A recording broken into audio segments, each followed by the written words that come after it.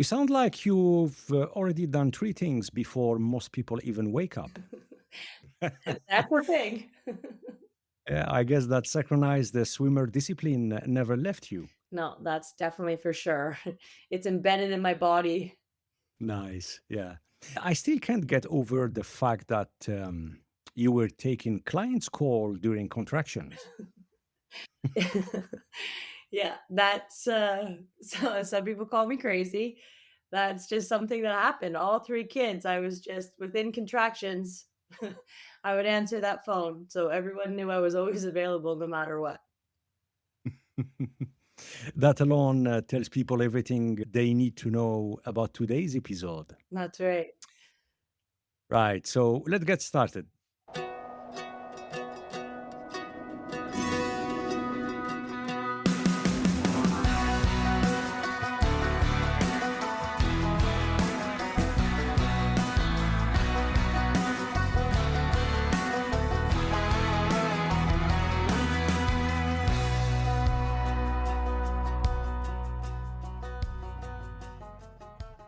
The following is a conversation with Kandace Kalin, former elite synchronized swimmer and founder of O2 Sports Insurance.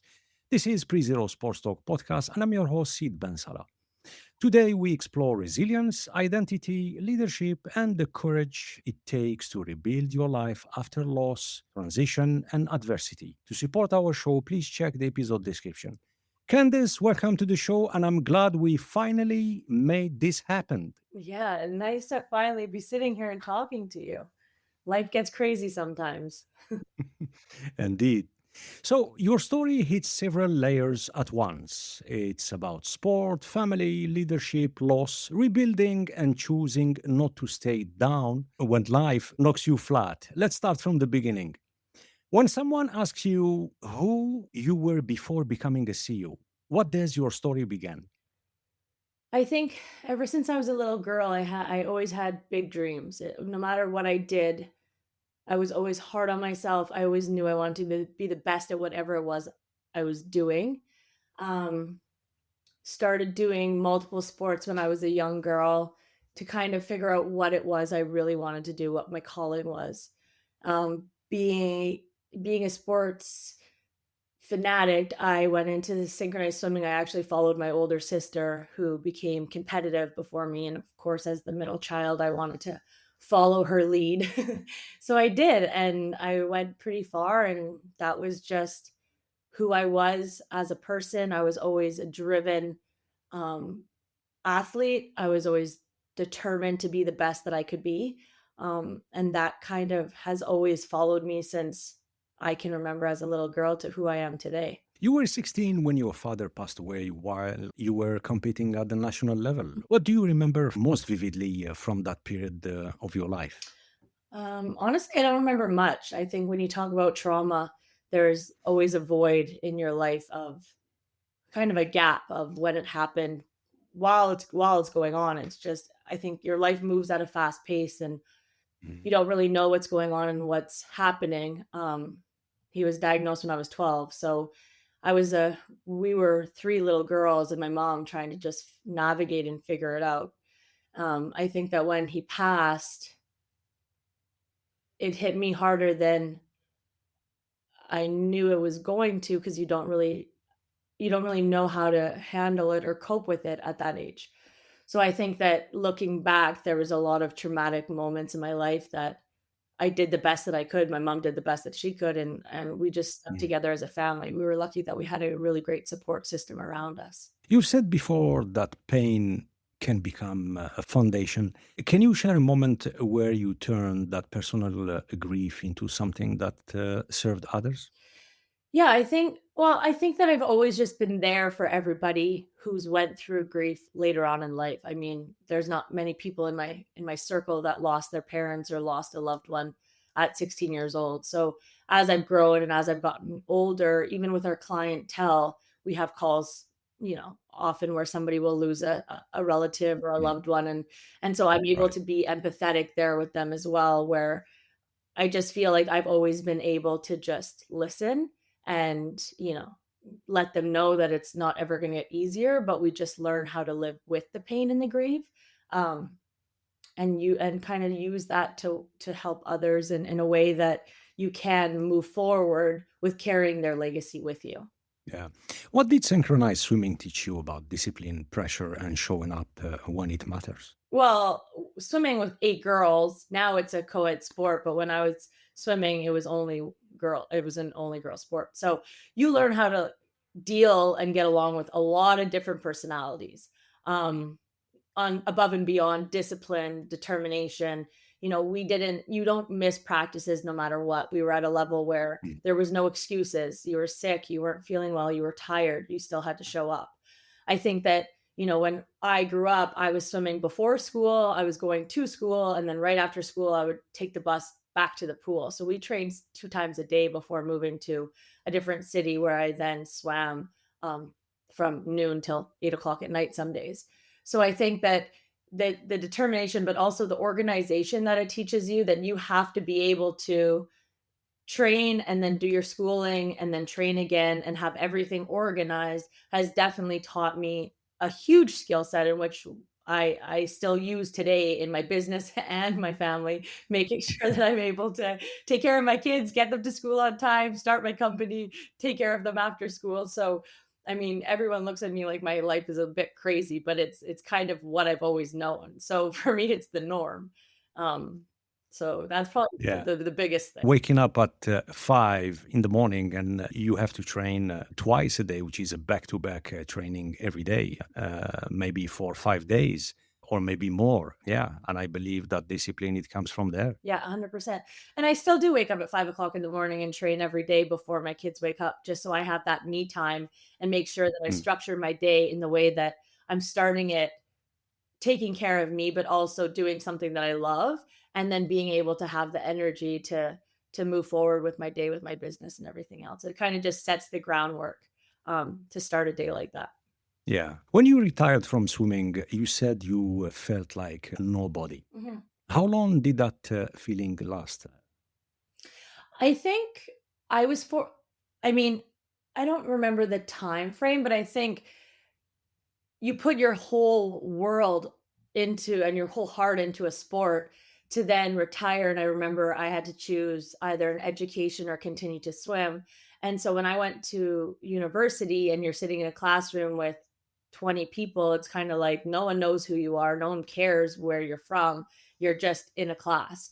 And I think once I was able to succeed at school and then get a job where I was in a position. I did investor relations for a mining company before going into the insurance industry, and so getting to work with people one on one and build relationships. I think once I was able to start learning that my skill set was able to build a relationship with people and business and like minded people, the more I surrounded myself with those people, the more I felt like I was building a new. I wasn't Candace Kalin, the athlete. I was now, a respected, um, not entrepreneur at that point, but employee that had a business sense as well, that I was able to start building the relationships and surrounding myself with like-minded people, that I really started feeling like, okay, I have something to add here. And I think I'm making a difference in what I'm doing.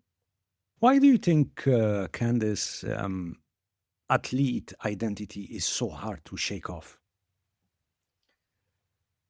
That's all you know. I mean, it depends how long you're in sports, but I was surrounded. I mean, my teammates were my family. We spent so much time together. All of a sudden you have this bond with a group of people and your coaches, and it is your home. You spend more time with the athletes than you do really at home with your own family. So you have your family, but then you have your sports family. And so when you remove yourself from that and you're really just Mm. now alone trying to navigate the next step in your life, I think there's a huge void. And there's also, you're not rewarded for when you perform or when you go and get medals. And now it's kind of like, okay, I have to like recreate who I am as a person to figure out what I'm good at. I think the biggest thing for athletes is like, what's my skill set? What is it that I can bring to any table? What is it that I can bring to any company? What am I good at besides showing up to a location or a pool and then doing my Mhm. routine. That's what I'm good at. I know that I'm good at showing up, but what else am I good at? And so it's kind of digging deep to figure out what is it that you like and love, and where do you feel like you could fit? And that's, I think, a hard thing because you're out of society for so long. You're just kind of in a little sport bubble until that bubble bursts. Right. Yeah. What advice would you give an athlete listening today who feels lost after sport? I think the advice I would give an athlete is surround yourself with whoever you want to become.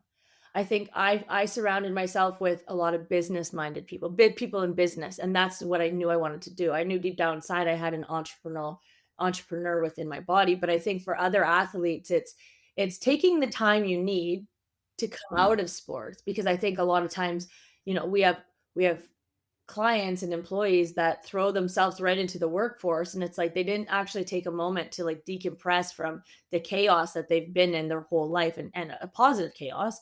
But I think also just being able to sit or finding a mentor and saying, "Okay, I don't know what I'm good at, can you help me?" And asking for help, I think, is really great. There's a lot of good companies that help transition athletes transition into business.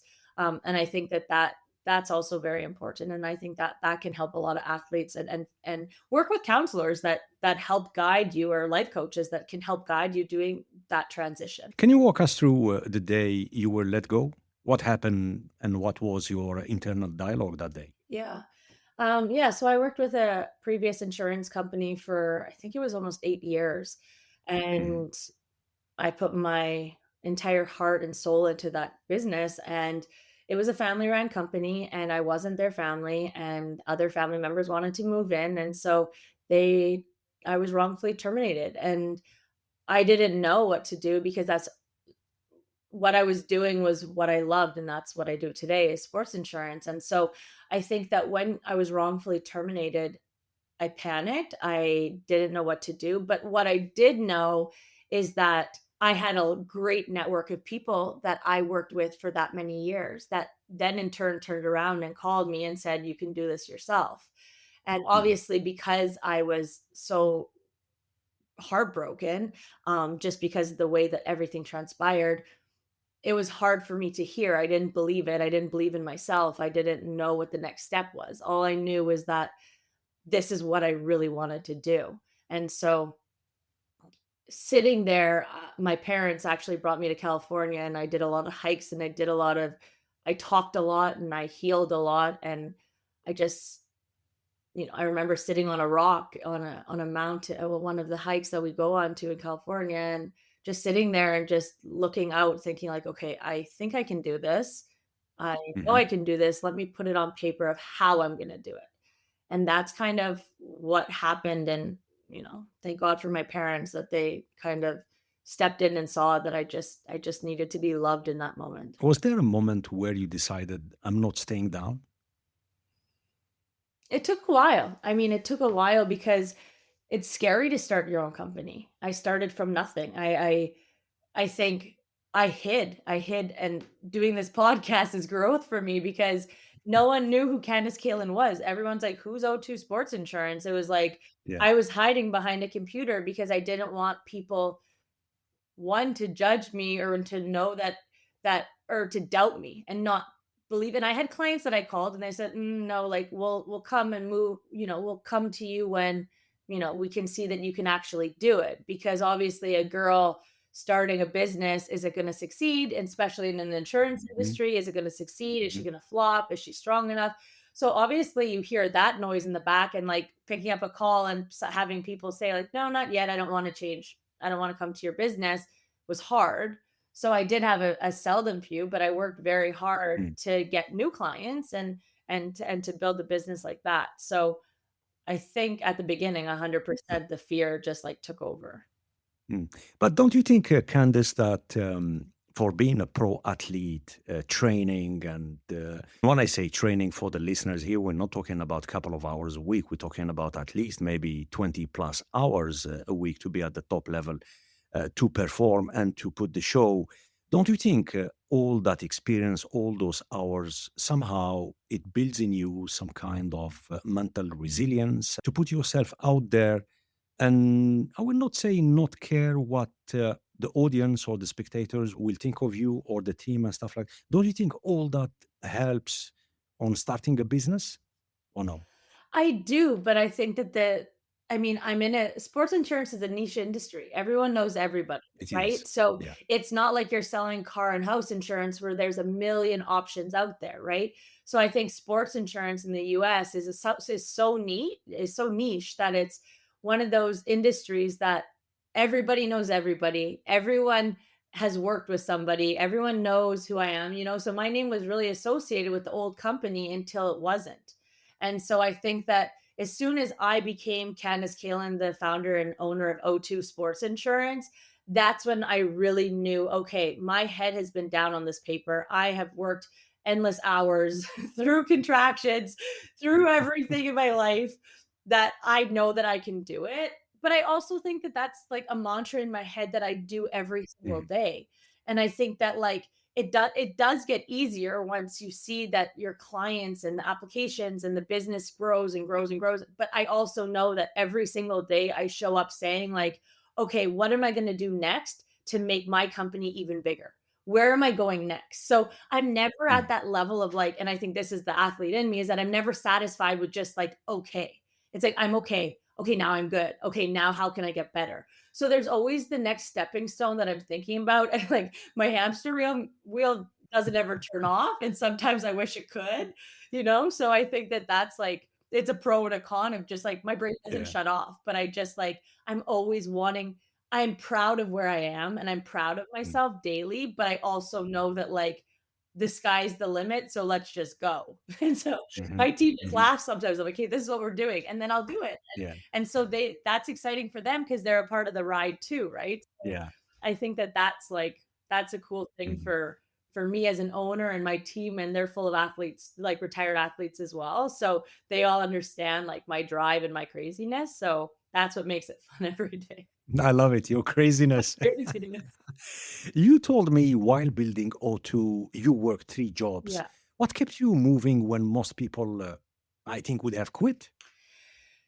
You know, I think that um it was hard. It was hard on my ego, you know, but at the same time, when I was working at a gym and I was Mhm. checking people in and they were disrespectful to me and I never told anybody what I was building while I was building it. So while I was working other jobs, besides my family and very close people, no one knew what I was doing. I always just Right. kept it quiet. So when people were coming in and signing in for a yoga or a boxing class at the gym that I was working at and they were rude to me, I was like, okay, because I was just a somebody, right? It's like I Mm. wasn't just a somebody. I was somebody else was supporting me knowing that my dreams were big, but I also giving me a job to help start with those startup costs, right? An insurance company isn't Mhm. cheap to start. So I think that working 3 jobs, I was coaching synchronized swimming morning and night, early morning and late night, and then I was mopping floors at the gym and signing people in, and I just knew that every single day that I showed up in between those jobs, I was building my business. So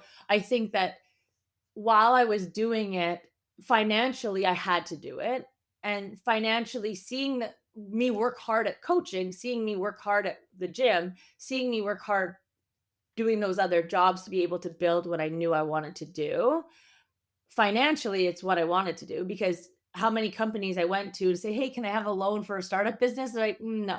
Can I have a and so being able to do it myself, knowing that yes, I was working 24 hours a day, but I just knew that I was determined to not one day not do it. And I remember talking to a guy who had a successful business and he said, "Candace, I worked a lot of jobs for the first 3 years and then you can finally breathe." And I was like, "Okay."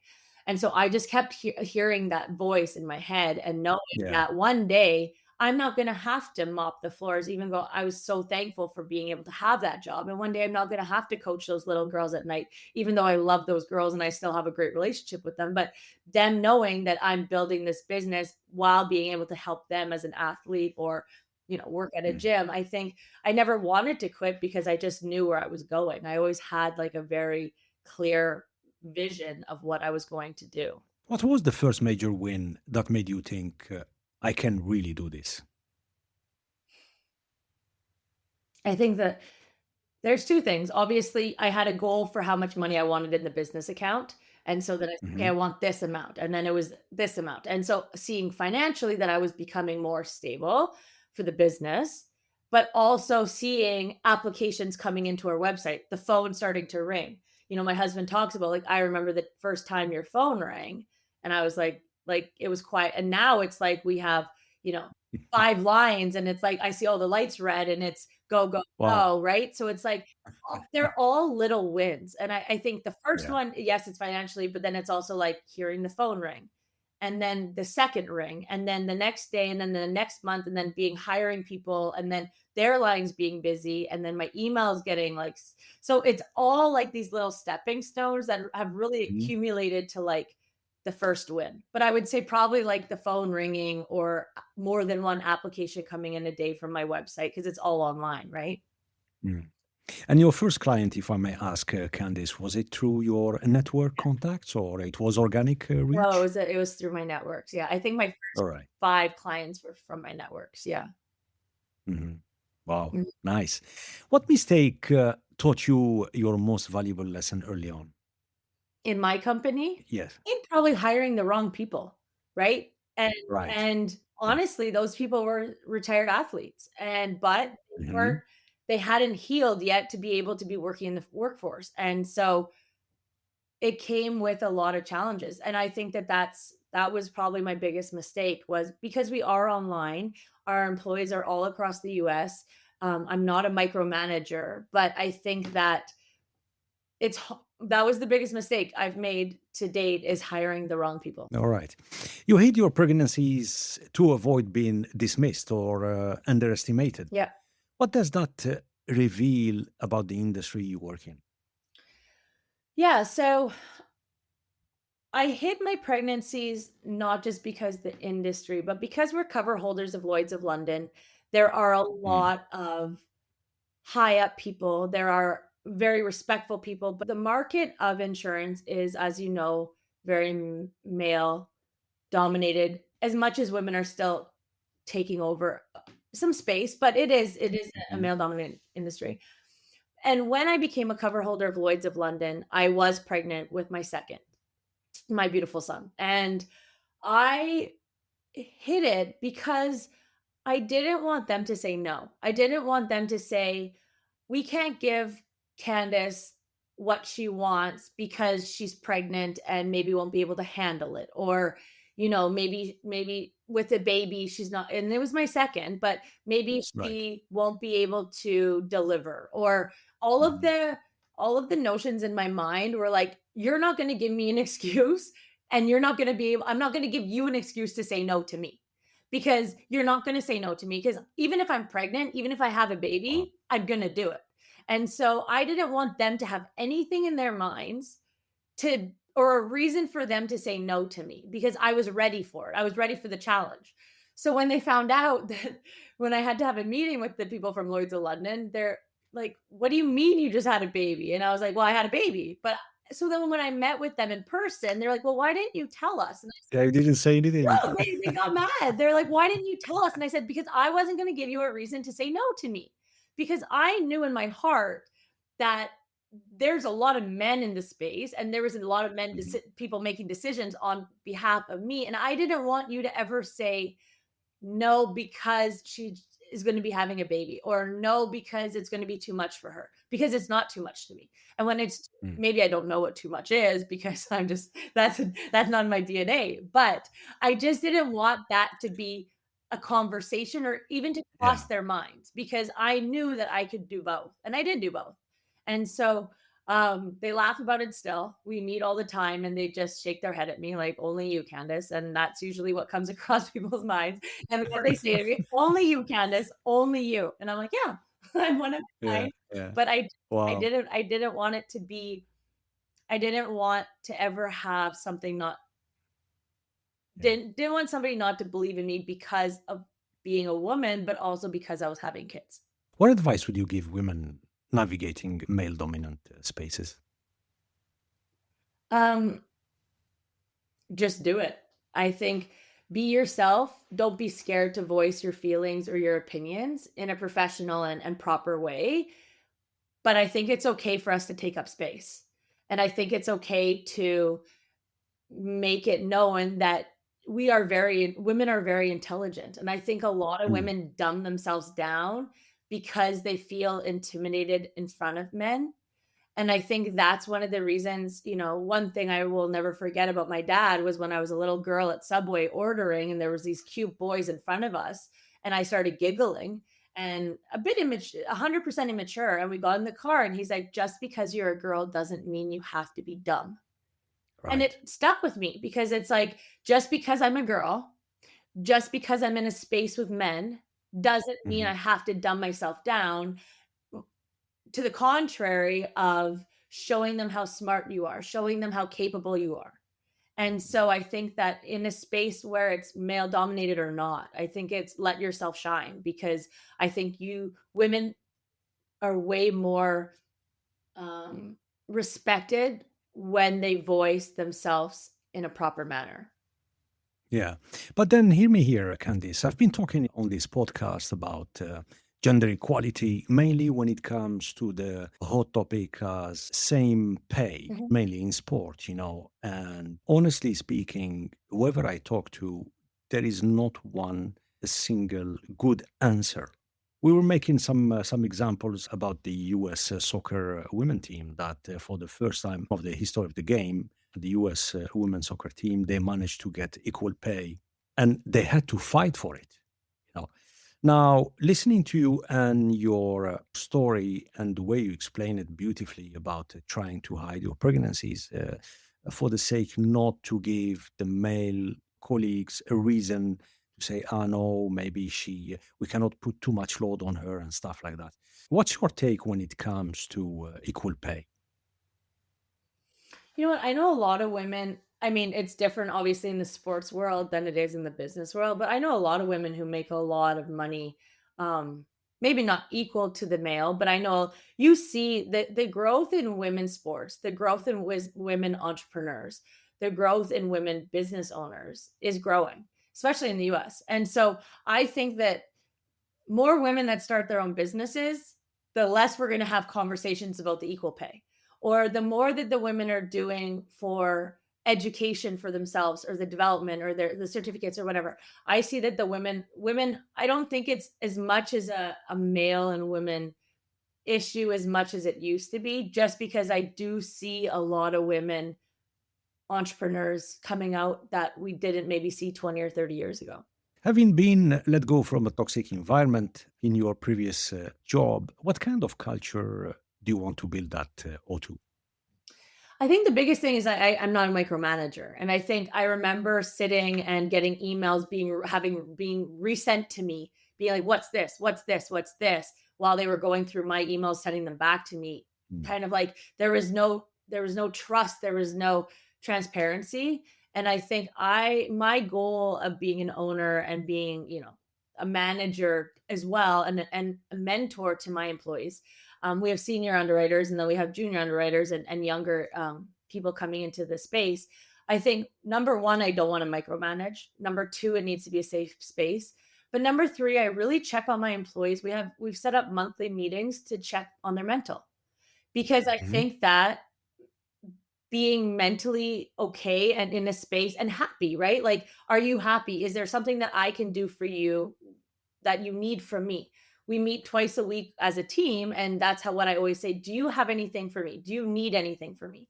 And I think that's important because I think that when you have these other companies where the owner is never there or no one has anyone to talk to, they don't really feel heard. We had a review for one of our employees and she had worked with previous online businesses remote as well. And she's like, I never really Mhm. felt like I was a somebody or that I was making a difference. She's like, with this company at O2 Sports Insurance, I feel like I have a say. I feel like I have friendships with people, even though we're not in the same city, we're able to connect on a personal level. And I sat back and I was like, thank you for saying that because I really try hard, whether we're in the same city or not, to be able to connect with every one of my employees to make sure that they know that I'm there for them. Um, as a mentor, as a boss, you have to be careful with the friendship word because you want them to still, you still have to be the boss. But I Yeah. think it's important, and I think that that's one thing that I didn't ever have. I didn't have somebody that I could really, like, feel comfortable in, and it wasn't, like, a safe space. So that's the environment that I really have, and, I always make sure, "Did you guys go for a walk? Did anyone exercise?" Like, if it's crazy, I'll tell them to take 10, 20 minutes, a half an hour, whatever they need to go and just regroup outside, get some fresh air, see the sun. If there's no sun, get some fresh air, Mhm. right? Because I think that that's important, and I think that It the is. morale and the energy that all of us bring to the business is important, and so everyone has to be mentally well as happy in what they're doing in the space that they're in. Let's talk about the sports insurance. I've been dealing with this since ever and still now. What do most athletes and parents misunderstand about sports insurance? Yeah, so I mean, it depends on the sport, right? And pickleball, for example, is a brand new sport in the insurance Hmm. space, newer than other sports. And so I think there's a lack of education of what's needed, what's required. Every facility, venue, and location requires a specific type and level and limits of insurance. Where a lot of the parents are volunteers and they're doing this on the side just to help their kids' soccer team or baseball team or a new organization is being set up. So I think the education part is really the number one misconception, which is why we really focus on answering the phone, responding to emails, because everyone needs help. And a lot of our competitors are online, but there's no one to answer the phone. You'll call and no one will answer. And I know that because we've done research analysis on it. Um, and so I think that's really the one misconception that everyone has is what do we need? And also not buying more than what you need if you don't need it, right? So a lot of companies will just sell you everything and anything, but it's like it needs to be Hmm. specific to what you're doing, to the venue's requirements, to making sure you're properly covered if there's ever a claim for a medical insurance or liability or a slip and fall or whatever it may be. Have you covered extreme sports? Extreme sports? Yeah, Yeah.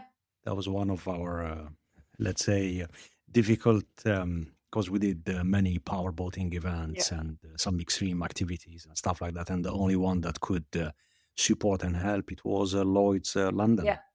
Well, Yeah. and so we have a water sports program as well, which is another niche part of our market.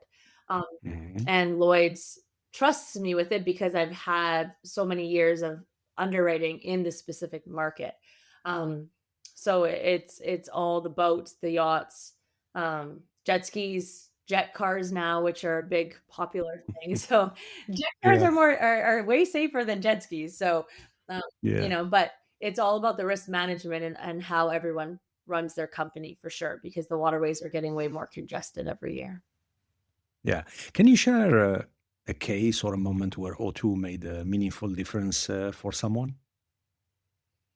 We've sponsored swim outs for kids that have passed away, um, for the families. I think that that's probably Mhm. one of the most heartfelt ones. A mom lost her son to a pretty crazy disease. They had a Oi. huge swim out in California, and they couldn't afford it, and so I took care of the costs, to make sure that they were able to do a celebration of life for her son. And then emails and the letters that came in after just thanking me to be able, obviously no one else wanted to help her. Um, but I also know, so talking about grief and loss and that Right. moment of chaos in your life and your family, there was no way I wasn't going to step in and help her. So I think, we sponsor teams that have, you know struggles with families, with financial situations, and we'll sponsor the teams. We did a team in one of the colleges in Florida where a lot of the athletes were coming from other countries that were coming with backpacks with no clothes. And they had no money, but they were good athletes and they were good soccer players. So I had met one of the directors at one of the pickleball events I was at, and he was talking. He said, "Would you guys do any sponsorships?" And kind of explained what was going on, that these girls Mm. didn't have clothes and they were paying out of pocket. And so I was like, "Oh no, like I'm not, I will, they asked for a monetary money and I gave them more than what they asked for just to make sure that Right. the athletes had, you know, clothes that they could wear and shoes and everything like that. So I definitely think that O2 makes an impact on not just the like sad stories or the athletes that are coming with nothing, but also the organizations and programs that are financially stable, but just, partnerships and sponsorships are something I always wanted to give back. That's one thing. The bigger Mhm. we get, the more I give back. And that's what I've always wanted to do. Good. Thanks for sharing, Candice. Let's shift gear and talk about parenting. You said you want your kids to see the world, but still earn their way. Yeah. How do you balance that? Well, it's a challenge. It's it's not easy. I think that I bring my kids as many places as I can so that they can see the world and how fortunate they are. And I also miss them. I'm very connected to my kids, and traveling alone is fun, but it also causes a huge void in my heart. I knew that I always wanted kids, and I always wanted to be able to do something where I could bring them with me. My mom and my stepdad usually come with us, and we'll take them to museums. And my mom was an assistant principal, so she's been with kids her whole life. So 3 is a walk in the park for her. So, but they get to see the world, and they get to go to museums Yeah. and zoos and see so many things in different countries and cities. And so I'm very fortunate for that. But I also think that there's has to be, I make them do their chores. And I mean, they're still young, but they would do their chores, and then they get their money in their piggy banks to be able to buy things. Mhm. So spoiling them without overdoing it and making sure that they appreciate the things that they do have. There's a fine line for sure. And I think that Yeah. there's months where I'm better about it than others. Christmas is coming up, so there's a lot of no's, and that you have to write it to Santa. Yeah, you have to You wait. know? You have to be good. Santa's Yeah. watching. So Put it on the wish yeah. list.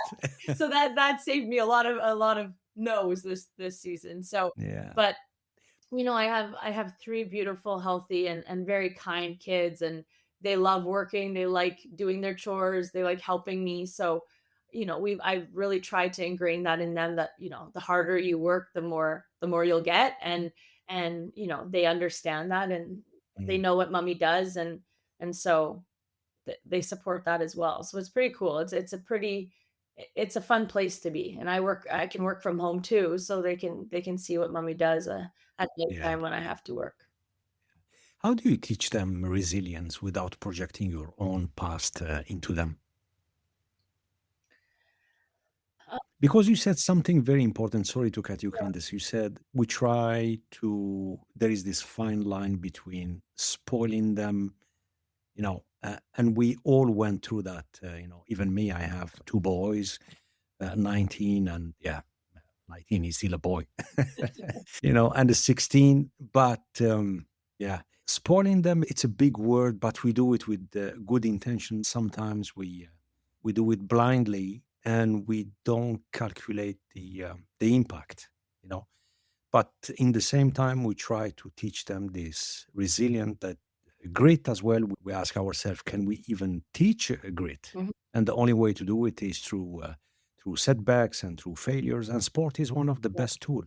Yeah, so Yeah. we have our kids in sports, and I think talking about like the spoiled, what I do now is that if they want something new, I tell them they have to give one of their other toys to kids that don't have anything.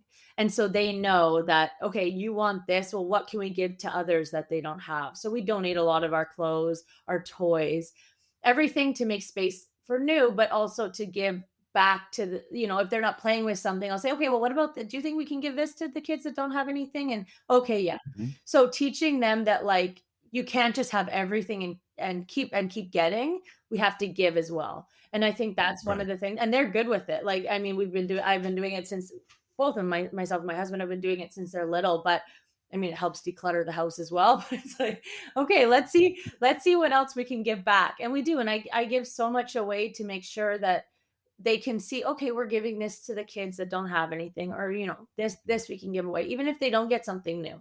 We always do that, and then we go in and drop it off to places where kids can use their Yeah. stuff that's perfectly good, but they just don't play with it anymore. So I think, and then the resilience part, I put them in sports, and I know we talked about swimming lessons, and it kills me to be up in the stands knowing that I can coach my kids better than the instructor. Sometimes I'm like trying not to move in the stands and like, you know, but I go downstairs and I tell the coaches, like, listen, I was an athlete, I was a swimmer.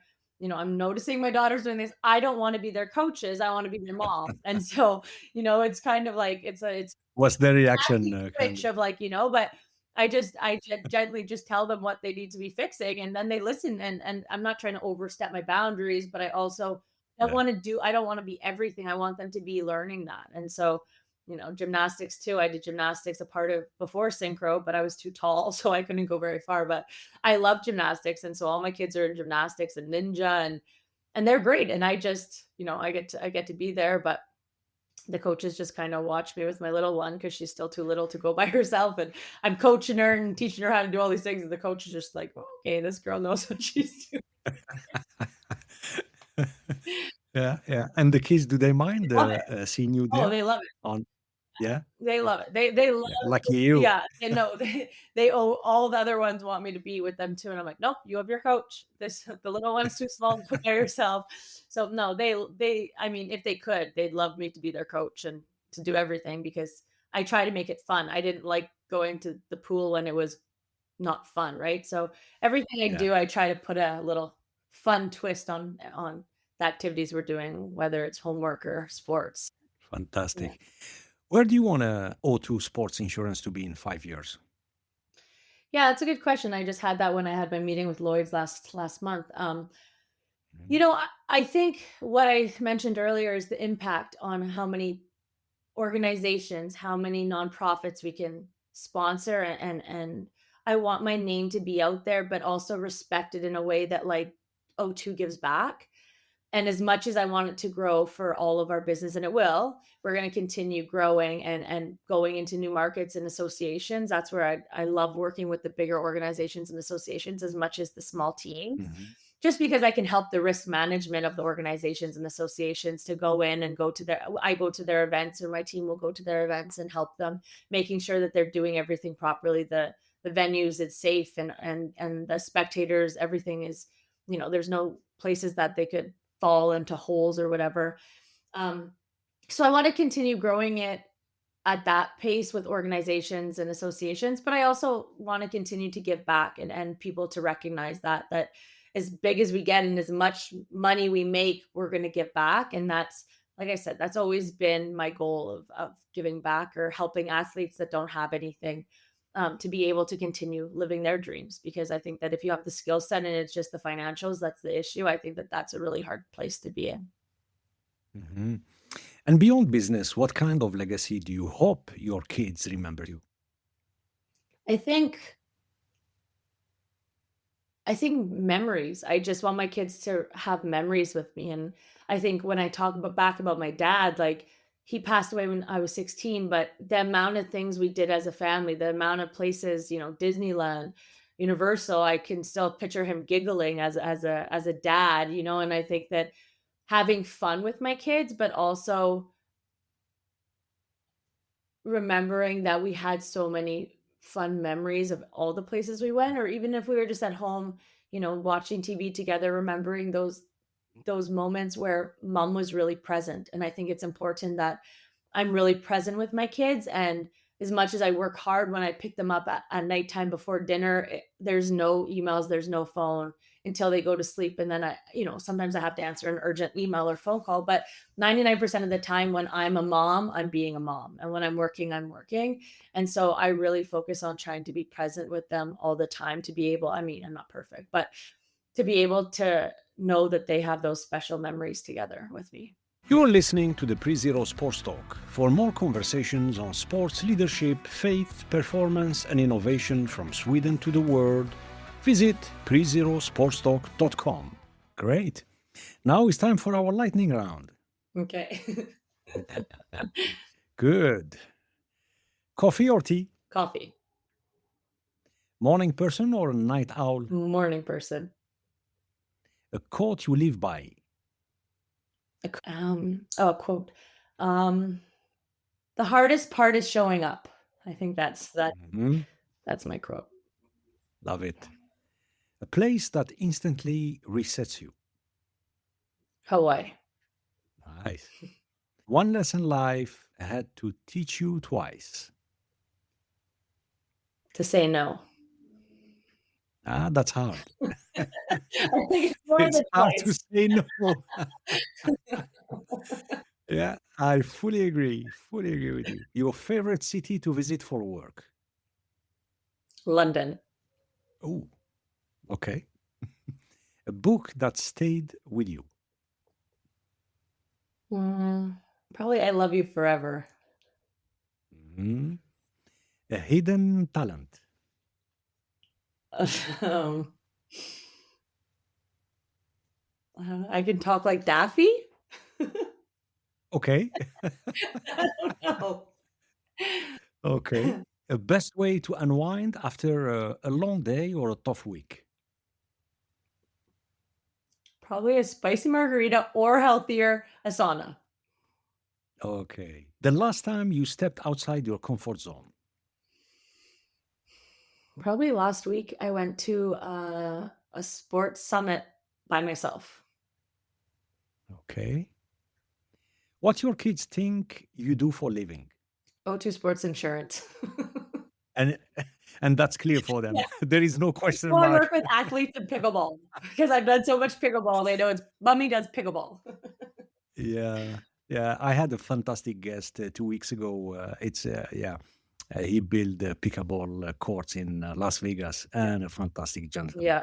It's Yeah, it's we I love doing I'm in the sport and I it's one of my favorite. The people are and it's it's booming. crazy. It's the number 1 Yeah, fastest growing sport in the US, but it's the we talk about the difference in pickleball and other sports, and it's the community. It's the community of no matter mhm, where you are, if you have a paddle, you can pick up, you can go play. yeah, It's just it's a social space, but it's also competitive. It's amazing too on the professional stage, and the events are mind-boggling, the MLP and the PPA. But I also just feel like the people that are in the space of pickleball are kind. It's a very kind sport, and it's a right. great place to be.